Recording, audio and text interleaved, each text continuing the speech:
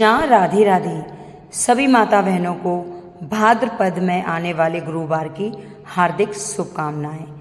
आज आपने सुनेंगे बृहस्पति देव की बड़ी ही दुर्लभ कथा, जिसके सुनने मात्र से ही भक्तों की सभी मनोकामना पूर्ण होती हैं। कथा प्रारंभ करने से पहले सभी माता बहनों से अनुरोध है कि कमेंट बॉक्स में जय विष्णु भगवान की जरूर लिखें। बोलो विष्णु भगवान की जय।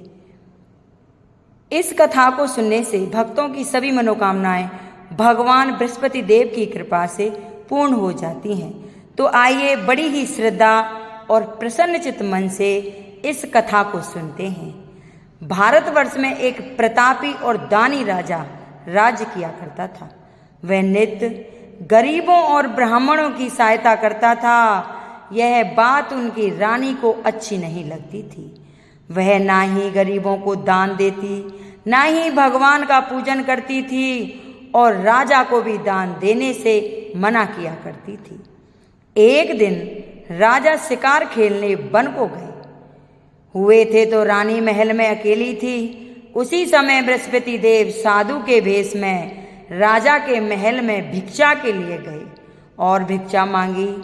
रानी ने भिक्षा देने से इनकार किया और कहा, हे साधु महाराज, मैं तो दान पुण्य से तंग आ गई हूँ। मेरा पति सारा दिन धन लुटाते रहते हैं। मेरी इच्छा है कि हमारा सारा धन नष्ट हो जाए, फिर ना रहेगा बांस ना बजेगी बांसुरी। साधु ने कहा, देवी तुम तो बड़ी ही विचित्र हो। धन और संतान को तो सभी चाहते हैं, पुत्र और लक्ष्मी तो पापी के घर भी होनी चाहिए। यदि तुम्हारे पास अधिक धन है तो भूखों को भोजन कराओ, प्यासों के लिए प्याऊ लगवाओ, मुसाफिरों के लिए धर्मशाला खुलवाओ। जो निर्धन अपनी कंवारी कन्याओं का विवाह नहीं कर सकते, उनका विवाह करा दो। ऐसे और कई काम हैं जिनके करने से तुम्हारा यश लोक परलोक में फैलेगा। परंतु रानी पर उपदेश का कोई भी प्रभाव ना पड़ा। वह बोली, महाराज आप मुझे कुछ ना समझाएं, मैं तो ऐसा धन नहीं चाहती जो हर जगह बांटती फिरूं। साधु ने उत्तर दिया, यदि तुम्हारी ऐसी इच्छा है तो तथास्तु। साधु महाराज ने रानी से कहा, तुम ऐसा करना कि बृहस्पतिवार को घर लीपकर पीली मिट्टी से अपना सिर धोकर स्नान करना, भट्टी चढ़ाकर कपड़े धोना। ऐसा करने से सारा धन नष्ट हो जाएगा। इतना कहकर वह साधु महाराज वहां से गायब हो गए। साधु के अनुसार कई बातों को पूरा करते हुए रानी को केवल 3 बृहस्पतिवार ही बीते थे कि उसकी समस्त धन संपत्ति नष्ट हो गई। भोजन के लिए राजा का परिवार तरसने लगा। तब एक दिन राजा ने रानी से कहा कि हे रानी, तुम यहीं रहो, मैं दूसरे देश को जाता हूँ, क्योंकि यहाँ पर सभी लोग मुझे जानते हैं, इसलिए मैं कोई छोटा कार्य नहीं कर सकता। ऐसा कहकर राजा परदेश चला गया। वहाँ पर राजा जंगल से लकड़ी काट कर लाता और शहर में बेचता। इस तरह वह अपना जीवन व्यतीत करने लगा। इधर राजा के परदेश जाते ही रानी और दासी दुखी रहने लगी। एक बार जब रानी और दासी को 7 दिन तक बिना भोजन के रहना पड़ा तो रानी ने अपनी दासी से कहा, हे दासी, पासी के नगर में मेरी बहन रहती है, वह बड़ी ही धनवान है। तू उसके पास जा और कुछ ले आ ताकि थोड़ी बहुत गुजर बसर हो सके। दासी रानी की बहन के पास गई। उस दिन गुरुवार का दिन था और रानी की बहन उस समय बृहस्पतिवार व्रत की कथा सुन रही थी। दासी ने रानी की बहन को अपनी रानी का संदेश दिया, लेकिन रानी की बड़ी बहन ने कोई उत्तर नहीं दिया। जब दासी को रानी की बहन से कोई उत्तर नहीं मिला तो वह बहुत ही दुखी हुई और उसे क्रोध भी आया। दासी ने वापस आकर रानी को सारी बात कह सुनाई। सुनाकर रानी ने अपने भाग्य को कोसा। उधर रानी की बहन ने सोचा कि मेरी बहन की दासी आई थी, परंतु मैं उससे नहीं बोली, इससे वह बहुत दुखी हुई होगी। कथा सुनकर और पूजन समाप्त करके वह अपनी बहन के घर आई और कहने लगी, हे बहन, मैं बृहस्पतिवार का व्रत कर रही थी, तुम्हारी दासी मेरे घर आई थी, परंतु जब तक कथा होती है तब तक ना तो उठते हैं और ना ही बोलते हैं, इसलिए मैं नहीं बोली। कहो दासी क्यों गई थी? रानी बोली, बहन तुमसे क्या छिपाऊं, हमारे घर में खाने तक को अनाज नहीं था।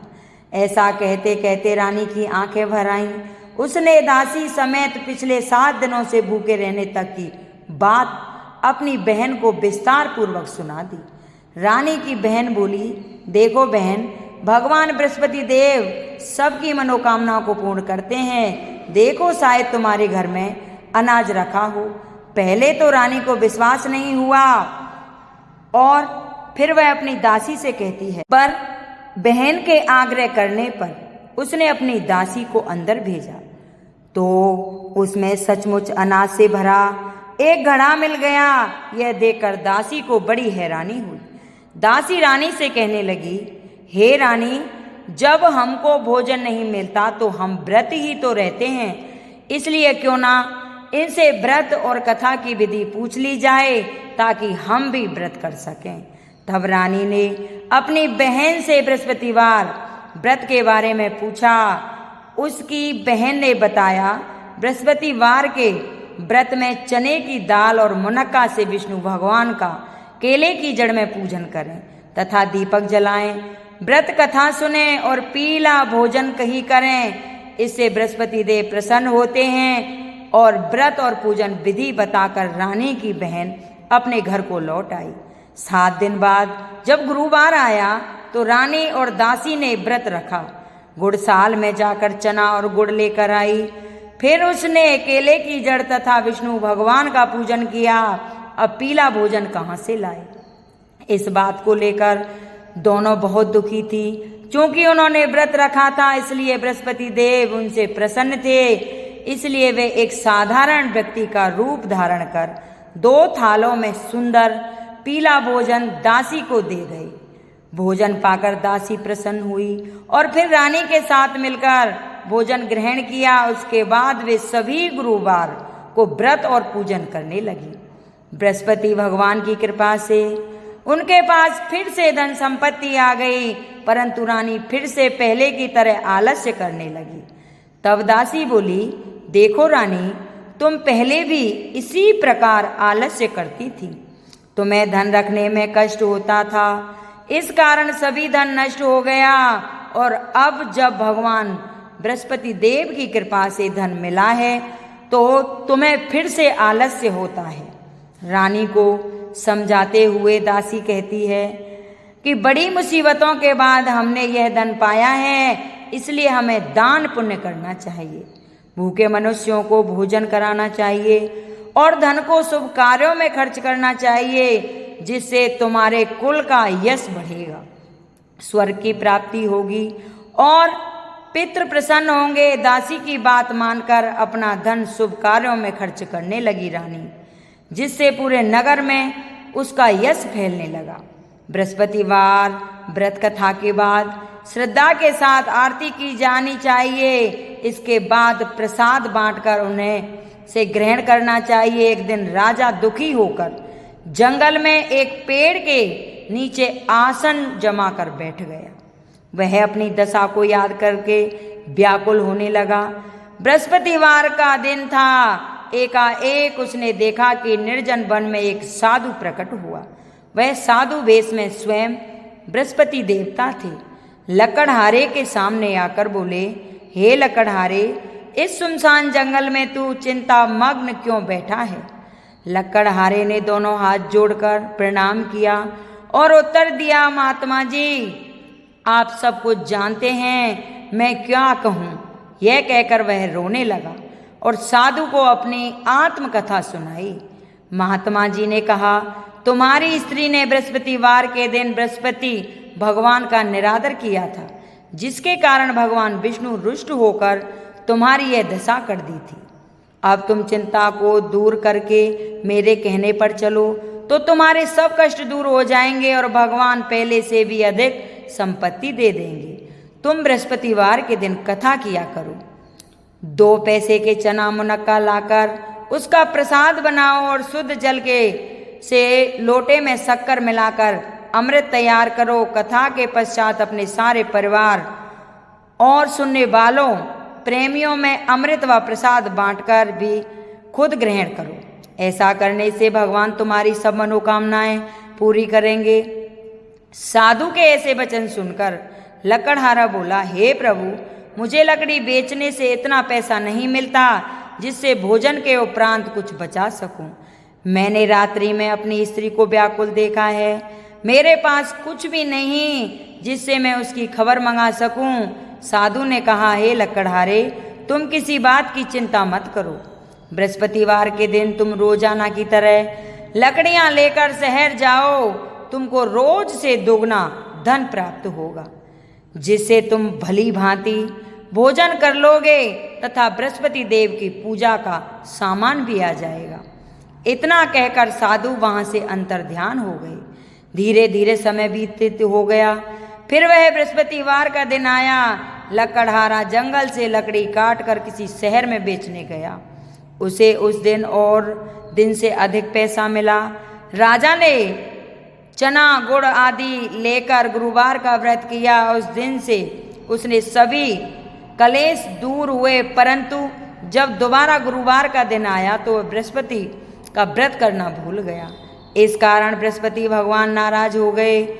उस दिन उस नगर के राजा ने विशाल यज्ञ का आयोजन किया था तथा शहर में यह घोषणा करा दी कि कोई भी मनुष्य अपने घर में भोजन ना बनाएगा और ना ही आग जलावेगा। समस्त जनता मेरे यहाँ भोजन करने आवेगी।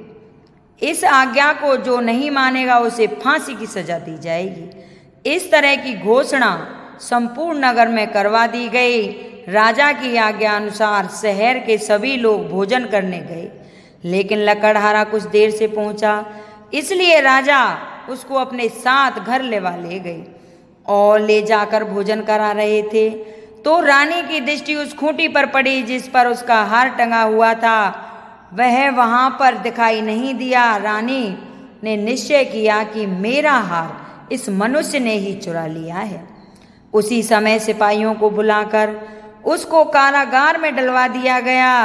जब लकड़हारा कारागार में पड़ गया और बहुत दुखी होकर विचार करने लगा कि न जाने कौन से पूर्व जन्म के कर्म से मुझे यह दुख प्राप्त हुआ है, और उसी साधु को याद करने लगा जो कि जंगल में मिला था। उसी समय तत्काल बृहस्पति देव साधु के रूप में प्रकट हुए और उसकी दशा को देखकर कहने लगे, अरे मूर्ख, तूने बृहस्पति देव की कथा नहीं की, इस कारण तुझे दुख प्राप्त हुआ है। अब चिंता मत कर। बृहस्पतिवार के दिन कारागार के दरवाजे पर 4 पैसे पड़े मिलेंगे, उनसे तुम बृहस्पति देव की पूजा करना, तेरे सभी कष्ट दूर हो जाएंगे। बृहस्पतिवार के दिन उसे 4 पैसे मिले। लकड़हारे ने कथा कही। उसी रात्रि को बृहस्पति देव ने उस नगर के राजा को स्वप्न में कहा, हे राजा, तुमने जिस आदमी को कारागार में बंद कर लिया है वह निर्दोष है, वह राजा है, उसे छोड़ देना। रानी का हार उसी खूंटी पर लटका है। अगर तू ऐसा नहीं करेगा तो मैं तेरा राज्य को नष्ट कर दूंगा। इस तरह रात्रि के सपनों को देखकर राजा प्रातःकाल उठा और खूंटी पर हार देखकर लकड़हारे को बुलाकर क्षमा मांगी तथा लकड़हारे को योग्य सुंदर वस्त्र आभूषण देकर विदा कर दिया। बृहस्पति देव की आज्ञा अनुसार लकड़हारा अपने नगर को चल दिया। राजा जब अपने नगर के निकट पहुंचा तो उसे बड़ा आश्चर्य हुआ। नगर में पहले से अधिक बाग, तालाब, कुएं तथा बहुत सी धर्मशालाएं, मंदिर आदि बन गए हैं। राजा ने पूछा, यह किसका बाग और धर्मशाला है? तब नगर के सब लोग कहने लगे, यह सब रानी और बांदी के हैं। तो राजा को आश्चर्य हुआ और गुस्सा भी आया। जब रानी ने यह खबर सुनी कि राजा आ रहे हैं तो उन्होंने बांदी से कहा कि हे दासी, देख, राजा हमको कितनी बुरी हालत में छोड़ कर गए थे। हमारी ऐसी हालत देखकर वह लौट ना जाएं, इसलिए तू दरवाजे पर खड़ी हो जा। आज्ञा अनुसार दासी दरवाजे पर खड़ी हो गई। राजा आए तो उन्हें अपने साथ लिवा लाई तब राजा ने क्रोध करके अपनी रानी से पूछा कि यह धन तुम्हें कैसे प्राप्त हुआ। तब उन्होंने कहा, यह सब धन बृहस्पति देव के व्रत के प्रभाव से प्राप्त हुआ है। राजा ने निश्चय किया कि 7 दिन बाद तो सभी बृहस्पति देव का पूजन करते हैं, परंतु मैं प्रतिदिन में 3 बार कहानी तथा व्रत किया करूँगा। अब हर समय राजा के दुपट्टे में चने की दाल बंधी रहती थी। दिन में 3 बार कहानी कहता। एक दिन राजा ने विचार किया कि चलो अपनी बहन के यहाँ हो आवें। इस तरह निश्चय कर राजा घोड़े पर सवार होकर अपनी बहन के यहाँ जाने लगा। मार्ग में उसने देखा कि कुछ आदमी एक मुर्दे को ले जा रहे हैं, परंतु रोजाना राजा कहने लगा, अरे भाइयों, मेरी बृहस्पति देव की कथा सुन लो। वे बोले, हमारा तो आदमी मर गया है और इसको अपनी कथा की पड़ी है। परंतु कुछ आदमी बोले, अच्छा, हमें तुम अपनी कथा भी सुनाओ। राजा ने दाल निकाली और जब कथा आरंभ की, कथा आदि हुई कि मुर्दा हिलने लगा। और जब कथा समाप्त हो गई तो राम राम कहकर वह मनुष्य उठकर खड़ा हो गया। आगे मार्ग में उसे एक किसान खेत में हल चलाता हुआ मिला। राजा ने उसे देखा और उससे बोले, अरे भैया, तुम मेरी बृहस्पतिवार की कथा सुन लो। किसान बोला, जब तक मैं तेरी कथा सुनूंगा, जब तक 4 हरैया जोत लूंगा। जा अपनी कथा किसी और को सुनाना। इस तरह राजा आगे चलने लगा। राजा के हटते ही बैल पछाड़ खाकर गिर गए तथा किसान के पेट में बड़ी जोर का दर्द होने लगा। उस समय उसकी माँ रोटी लेकर आई। उसने जब यह देखा तो अपने पुत्र से सब हाल पूछा और बेटे से सभी हाल कह दिया। तो बुढ़िया माई दौड़ी दौड़ी उस घुड़सवार के पास गई और उससे बोली कि मैं तेरी कथा सुनूंगी, तू अपनी कथा मेरे खेत पर चलकर ही कहना। राजा ने बुढ़िया के खेत पर जाकर कथा कही, जिसके सुनते ही वह बैल उठ खड़े हुए तथा किसान के पेट का दर्द भी बंद हो गया। राजा अपनी बहन के घर पहुंचा। बहन ने भाई की खूब मेहमानी की। दूसरे दिन प्रातःकाल राजा जगा तो वह देखता न लगा कि सब लोग भोजन कर रहे हैं। राजा ने अपनी बहन से कहा, ऐसा कोई मनुष्य है जिसने भोजन नहीं किया हो, मेरी बृहस्पतिवार की कथा सुन ले। बहन बोली, भैया, यह देश ऐसा है कि पहले यहाँ लोग भोजन करते हैं, बाद में अन्य काम करते हैं। अगर कोई पड़ोस में हो तो देख कर आती हूँ। वह ऐसा कहकर देखने चली गई, परंतु उसे कोई व्यक्ति नहीं मिला जिसने भोजन ना किया हो। अतः वह एक कुम्हार के घर गई जिसका लड़का बीमार था। उसे मालूम हुआ कि उनके यहाँ 3 दिन से किसी ने भोजन नहीं किया है। रानी ने अपने भैया की कथा सुनने के लिए कुम्हार से कहा तो वह तैयार हो गया। राजा ने जाकर बृहस्पतिवार की कथा कही, जिसको सुनकर उसका लड़का ठीक हो गया। अब तो राजा की प्रशंसा होने लगी। एक दिन राजा ने अपनी बहन से कहा कि हे बहन, हम अपने घर को जाएंगे, तुम भी तैयार हो जाओ। राजा की बहन ने अपनी सास से कहा। सास ने कहा, कहाँ चली जा, परंतु अपने लड़कों को मत ले जाना, क्योंकि तेरे भाई के कोई औलाद नहीं है। बहन ने भैया से कहा, हे भैया, मैं तो चलूंगी पर कोई बालक नहीं जाएगा। राजा बोला, जब कोई बालक ही नहीं चलेगा तब तुम क्या करोगी। बड़े ही दुखी मन से राजा अपने नगर को लौट आया। राजा ने अपनी रानी से कहा, हम निर्वंशी हैं, राजा हैं, हमारा मुंह देखने का धर्म नहीं है और कुछ भोजन आदि नहीं किया। रानी बोली, हे स्वामी, बृहस्पति देव ने हमें सब कुछ दिया है, वह हमें औलाद भी अवश्य देंगे। उसी रात को बृहस्पति देव ने राजा से स्वप्न में कहा, हे राजा, उठ, सभी सोच त्याग दे, तेरी रानी गर्भ से है। राजा को यह बात सुनकर बड़ी खुशी हुई। 9वें महीने में रानी के गर्भ से एक सुंदर पुत्र पैदा हुआ। तब राजा बोला, हे रानी, स्त्री बिना भोजन के रह सकती है पर बिना कहे नहीं रह सकती। जब मेरी बहन आवे तुम उससे कुछ मत कहना। रानी ने सुनकर हाँ कर दी। जब राजा की बहन ने यह शुभ समाचार सुना तो वह बहुत खुशी हुई तथा बधाई लेकर अपने भाई के यहाँ आई। तभी रानी ने कहा, घोड़ा चढ़कर तो नहीं आई, गधा चढ़ी आई। राजा की बहन बोली, भाभी मैं इस प्रकार ना कहती तो तुम्हें औलाद कैसे मिलती। बृहस्पति देव ऐसे ही हैं, जैसी जिनके मन में कामनाएं हैं सभी को पूर्ण कर देते हैं। जो सद्भावना पूर्वक बृहस्पतिवार का व्रत करता है एवं कथा पढ़ता है अथवा सुनता है, दूसरों को सुनाता है, बृहस्पति देव उनकी सभी मनोकामना पूर्ण कर देते हैं।